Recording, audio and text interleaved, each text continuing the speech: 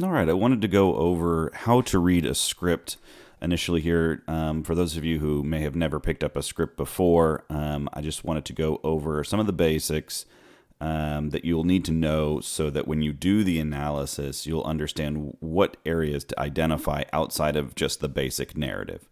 So I'm just going to scroll down here and take a look at a couple of pages and point out a couple of things that you will need to know.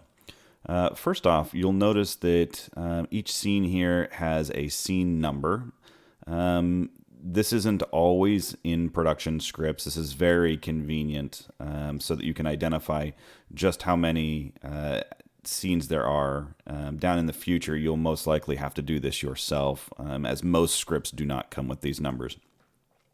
You'll also notice that at the beginning of each one of these scenes, there's a marker that is going to tell us whether or not it is exterior or interior.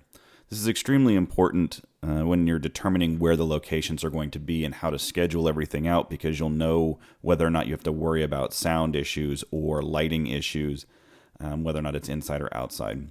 You'll notice that not only does it state if it's inside or outside, but then it'll give you an idea as to where this scene is taking place, and then it's followed by the time of day.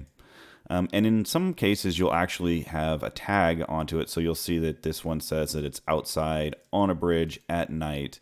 And then the following scene, even though it takes place right after the first scene, you'll notice that it's in a streetcar at night, but it happened earlier than the previous scene. So you're always going to want to take a look at those things. Another thing to take a look at is there are going to be some words that are bolded and some words that are capitalized. You'll notice that in most cases, the characters, when they are first introduced, will have their name capitalized whenever they pop into the script. Go back up here. After the description of where it takes place, you're going to have the action text. Now, yes, this is all important to read through and understand what happens with the script, but this is also, from a production standpoint, where you're going to draw a lot of the information that you need to know to make your decision as to whether or not this is going to be viable, at least in so much as the cost. For instance, we know that this is taking place on a bridge outside at night. That could be any bridge. But we also know that this leads to some sort of exhibition hall. So not only are we going to have to find a bridge that's near an exhibition hall, but we're also going to have to find something that looks like an exhibition hall to make that work. Right? So you're going to want to take some time going through these scenes and identify all of the attributes that you have to think about when going into production. You'll also notice that sometimes key elements are going to be capitalized. A pair of passengers exchange glances.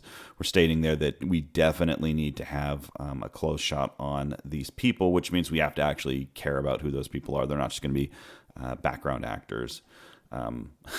You should care about background actors. Those people matter too. But what I meant there, of course, was that from a visual standpoint, these people are going to stand out. So you'll notice that it just sort of moves forward just like any sort of narrative, and then you have a character's name and the dialogue that they are saying. And typically it'll go back and forth unless you have a character who has a line of dialogue and then another line of dialogue, but is separated by perhaps some sort of action or something like that.